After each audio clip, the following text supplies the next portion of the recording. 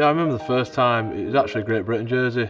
Pulled it on back in 2007. We're playing the Kiwis at John Smith Stadium actually, and I was over the moon with it really because two of my heroes were playing. I had Jamie Peacock in the back row, and then Adrian Molly as my other front row, and I was front row as well. So now I remember it quite clearly, and we beat the Kiwis, and we won the series actually 3-0. So that was a great way to start my international career, and I guess with some great people around me, made it super enjoyable.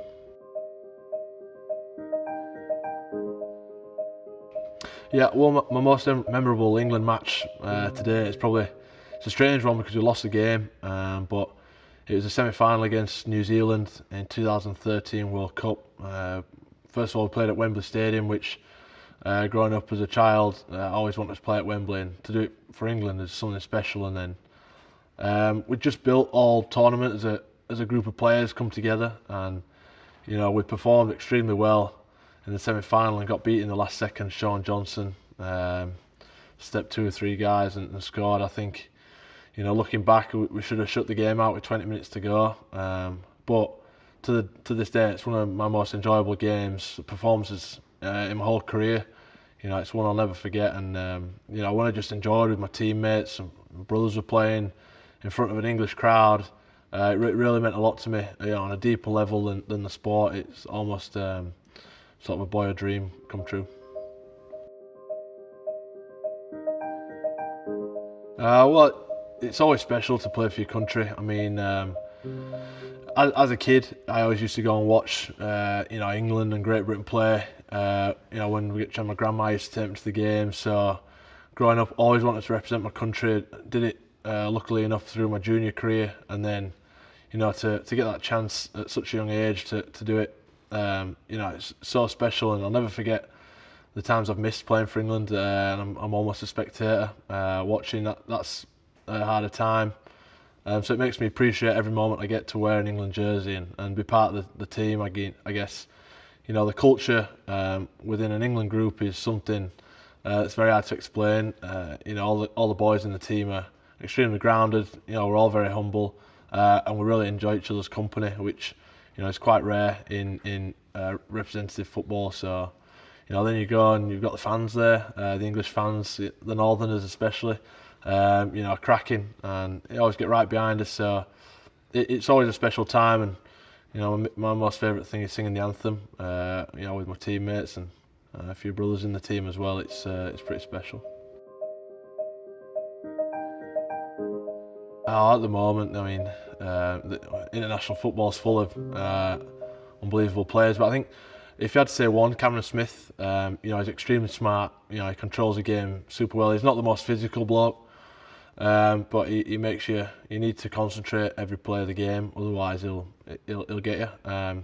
In terms of physicality and strength, probably Greg Inglis. I play with him in Australia, South Sydney, and I know what he's capable of. So I know what he can do. So I've played against him a few times before, international level, and he's always caused us a few troubles. So it's probably Greg Inglis and Cam Smith.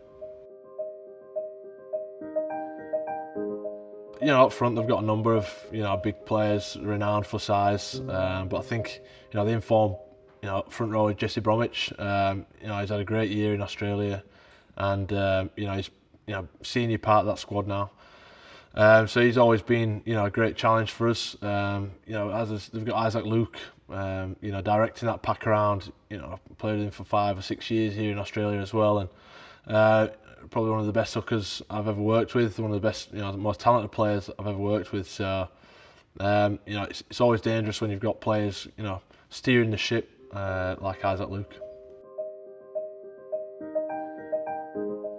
Yeah, I've played against Danny a few times. A bit young, back in my younger days in Super League. Played against Danny, and I've been watching a bit of Super League this year, and I'm certainly aware of what he can do with the ball.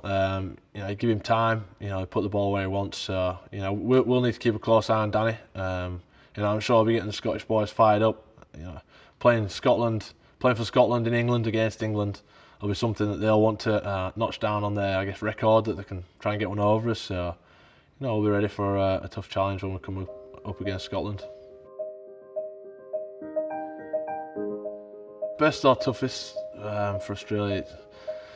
I always got a lot of respect for Petro Civoniceva.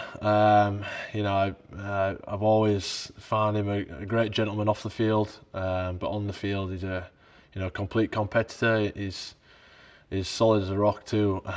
Sometimes you hit him, it's like hitting concrete. So I've always found him a great competitor and really enjoyed my time playing against him years ago. But like I said, now probably. I look at their forward pack and they've got some big guys in there. But Paul Gallen's been around for a long time and he's a workhorse within their pack, and he'll drive their standards. And Matt Scott has been in great form and won the comp last year in 2015 with the Cowboys. Probably two of their main forwards.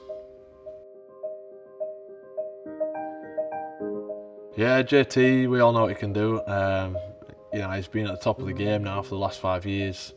Even longer, and he just continues to grow. I think he just competes on every play, and never mind his states or anything, you'll always see him fighting to the last second on any play. He never gives up, and he can match that with the skill that he's got. It's a deadly combination. So it's going to be another great challenge for us, England, to go up against all these quality players that we're talking about. But it's what really excites us as a group as well. So we're looking forward to that challenge. Well, I always have a great battle with James Graham when we play the Bulldogs. We're great friends, but we've had some huge clashes over the years, good and bad.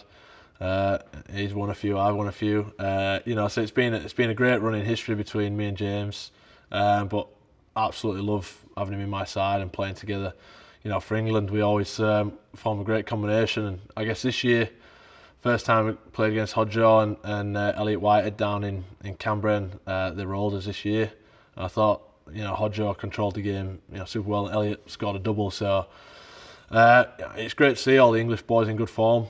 It certainly shows what sort of talent we have back in England, and I sometimes hate it when we play against them because they're that good. But like I said, it's great that we can all come together and make a team at the end of the year. Probably my biggest one, Adrian Morley. Fortunate to be good friends with him now, and I guess everyone knows the memory of Adrian knocking out the Aussie off the kick-off. I was at that game, and I remember it. Obviously, England went on and lost, but like I said, it's just a memory. And as a young player, you always look up to players that willing to put the body on the line for England. And I mentioned Jamie Peacock.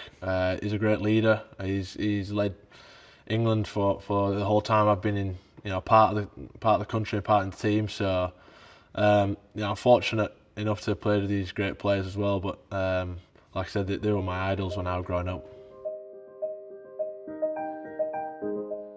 Super excited to be back and just given the opportunity again to represent England. The dream scenario, obviously, is quite obvious. I really don't want to say it on camera, but I think everyone might know what my dream scenario is. We'll discuss that as a team when we get together, and we'll work it out. But ideally, we want to go on and put our best foot forward and give ourselves every opportunity to bring home the trophy. And grow that belief within the team. I guess it's another chance to represent England in a great iconic stadium in the UK. I've not actually played there. Not played at the Olympic Park, so I'm looking forward to getting out there and, like I said, once again representing England. Hopefully, in a great iconic stadium. Yeah, I mean, look, I'm not a huge soccer fan. I don't watch so much of it, but I know all the history of the clubs and the stadiums and what it means to so many people, and I'm sure there's a few players in the team that have been mad Liverpool fan. I think James Graham's a big Everton fan, or Chelsea, I don't know, one of those two. I've probably just offended him, but look, it'd be another great occasion. I'd love to represent England in Liverpool's home stadium, Anfield. First of all, we've got to get there. We've got to get some good performances down and get moving forward. Well, I think Wayne's obviously reputation externally is different to what we know him as players. He's a great bloke, down to earth, and he just wants the best for his team and each individual player.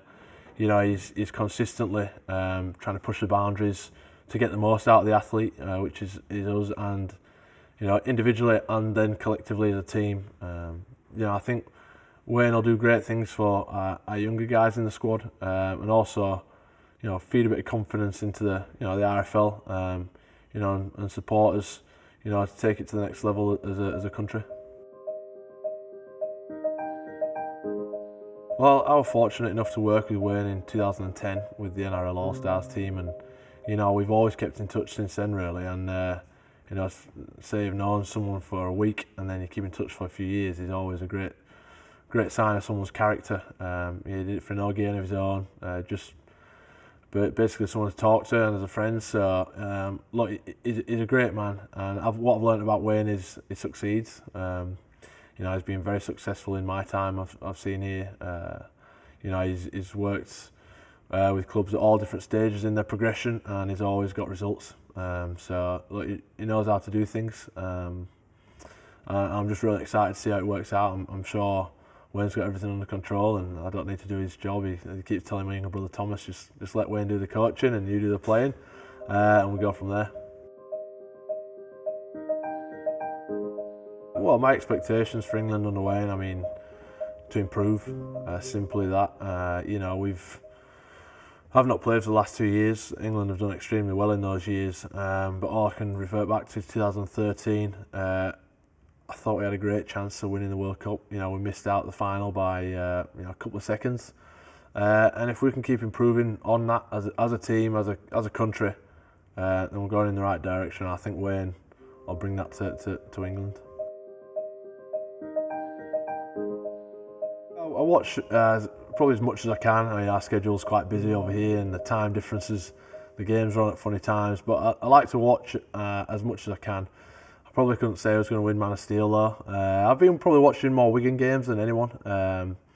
They've been in some good form. I watched Wigan Saints last week. Wigan came out on top with some strong performance. I think I've always loved watching John Bateman play. I think he's a fiery little thing. And he's a Bradford lad as well. So. But like I said, there's 10, 20 players I could point out, but it's great to see.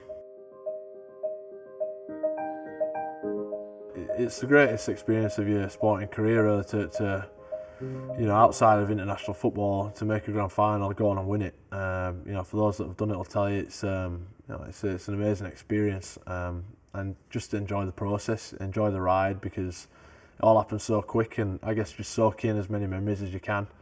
And because that's what you remember. You'll remember all the good times you had during the week, and then the game goes, the click of the fingers, it goes pretty quick.